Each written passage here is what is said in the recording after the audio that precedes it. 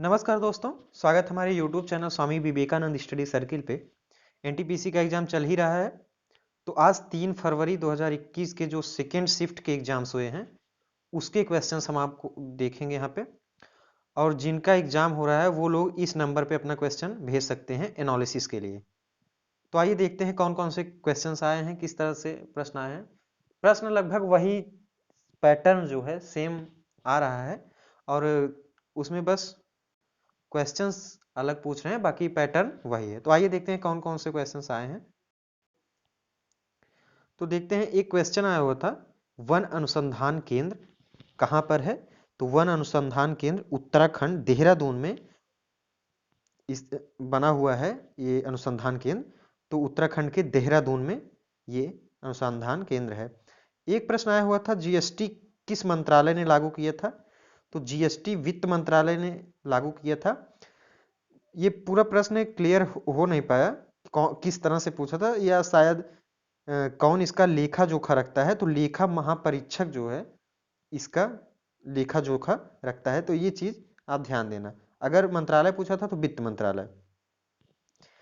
एक प्रश्न आया हुआ था कि गवर्नर जनरल का पद जो है वो वायसराय के रूप में कब से कहा जाने लगा या कब से बदला गया। ये प्रश्न आया था। तो 1857 की जब क्रांति हुई थी तो उसके बाद आप लोग जानते ही हैं, कंपनी के हाथों से शासन छीन के ब्रिटेन सरकार के हाथों में चली गई। तो वहां पे उसके अगले साल से भारत के जो गवर्नर जनरल रहा करते थे उनका नाम चेंज करके भारत का वायसराय कहा जाने लगा। और ये प्रश्न अगर आया हुआ है तो आगे ये भी आ सकता है कि भारत का पहला वायसराय कौन था। तो लॉर्ड कैनिंग थे। ये चीज आप लोग ध्यान जरूर देना। आगे देखते हैं, विश्व का क्षेत्रफल की दृष्टि में कौन सा देश 6वें नंबर पर है, यानी 6वें नंबर पे कौन सा देश है। तो 6वें नंबर पे ऑस्ट्रेलिया है। भारत जो है वो 7वें नंबर पे है। ये चीज आप ध्यान रखना। आगे देखते हैं, एक और प्रश्न आया हुआ था, नेपाल से भारत की कितनी राज्य की सीमाएं मिलती हैं। तो नेपाल से भारत की 5 राज्य टच करते हैं, जिसमें है उत्तर प्रदेश है, पश्चिम बंगाल है, बिहार है, उत्तराखंड और सिक्किम। ये 5 राज्य नेपाल के बॉर्डर से टच करते हैं, उसको छूते हुए यहाँ पे उनकी सीमाएं एक दूसरे से लगती हैं। एक प्रश्न आया हुआ था कंप्यूटर से, कंप्यूटर के मॉनिटर को और किस नाम से जाना जाता है। मॉनिटर के नाम से तो जाना जाता है, लेकिन और किस नाम से जाना जाता है। तो VDU नाम से जाना जाता है, विजुअल डिस्प्ले यूनिट। ये चीज आप ध्यान दीजिएगा। और ये एक आउटपुट डिवाइस है, हो सकता है आने वाले शिफ्ट में ये प्रश्न आ जाए। तो आउटपुट डिवाइस है। नीति आयोग के पहले अध्यक्ष कौन है। नीति आयोग का अध्यक्ष जो योजना आयोग था उसका नाम चेंज करके अप्रैल 2014 में इसका नाम चेंज करके नीति आयोग कर दिया गया। तो उसके अध्यक्ष प्रधानमंत्री होते हैं।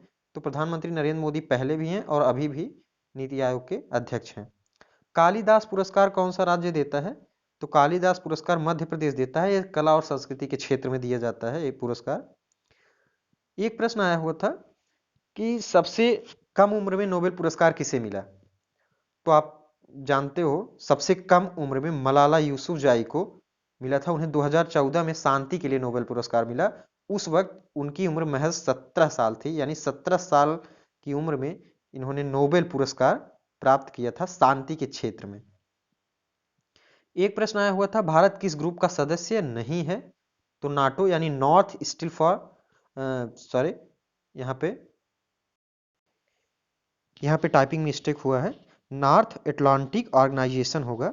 इसका हेडक्वार्टर भी पूछा जा सकता है। तो इसका हेडक्वार्टर जो है ब्रुसेल्स बेल्जियम में इसका हेडक्वार्टर है। ये चीज आप देख लेना। दास कैपिटल एक पुस्तक है, इसको किसने लिखा था। पुस्तक से रिलेटेड हर शिफ्ट में क्वेश्चंस आ रहे हैं। तो आप एक बार पुस्तक, जो जितने भी राइटर्स हैं जो पुस्तक लिखे हुए हैं उसको एक बार आप एक निगाह से देख लेंगे तो शायद एग्जाम में वो क्वेश्चन मिल जाए। तो कार्ल मार्क्स ने ये पुस्तक लिखा हुआ था, दास कैपिटल।